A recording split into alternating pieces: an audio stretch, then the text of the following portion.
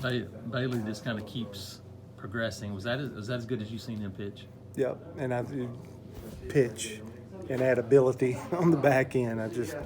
I thought him and Tanner, I thought they showed the same power, same strength, but they shaped their pitches so much better. The execution of the pitches. I saw a plus changeup show up for Bailey today. I saw a breaking ball that played well. When he got the 2 strikes, we didn't have a couple of misses above the zone.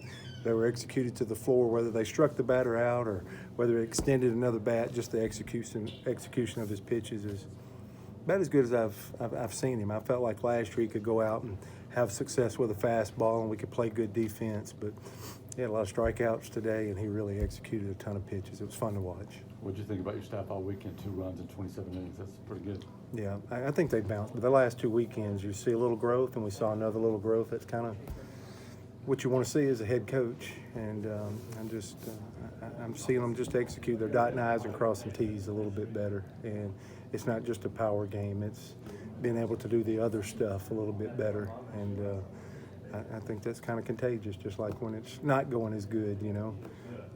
I think they took a deep breath. I think they've come out pretty convicted and executing a lot of pitches the last 2 weekends. It wasn't a day where you guys beat it around the yard a ton in turn, but you guys played offense. Was that fun to see? I mean, you had a safety squeeze and you know, sack fly, doing those things that you're going to have to do in close games. Yep, and I think you could see the whole rhythm of how Gabe was running the game was different. Judd Ward wound up trying to steal third. The ball gets away. That's our first run. And then, of course, Judd's in the middle of the second one, too. He gets a safety squeeze down. And then he gets his hits. His last 2 swings of the bat is about as hard as you can hit a baseball. But it definitely felt like through that first 3, 4, 5 innings that we were going to have to do everything we can to understand the premium or the concept of scoring 1 run. And, you know, some of that has to do with Chicago State doing a good job.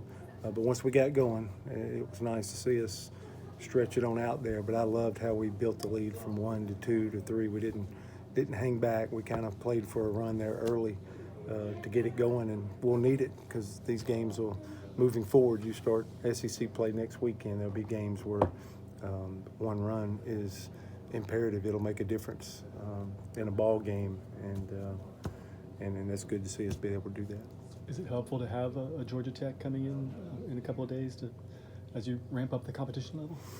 Yeah, but I want our guys to understand there's one way for us to execute pitches. There's one way for us to try to have an at bat. There's one way regardless who's in that other dugout. And but I always welcome good competition because that's how you sharpen and that's how you grow a little bit. So Georgia Tech will come in here. Wofford's off to a great start, so we'll have 2 real tests here. I'm excited about spring break for our guys. I think they get to take a break from the classroom.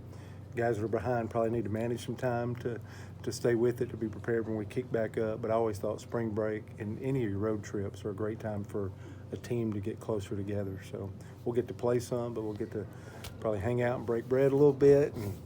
And while everybody's going and enjoying their spring break, we'll get to spend time and continue to grow this team this week against great competition.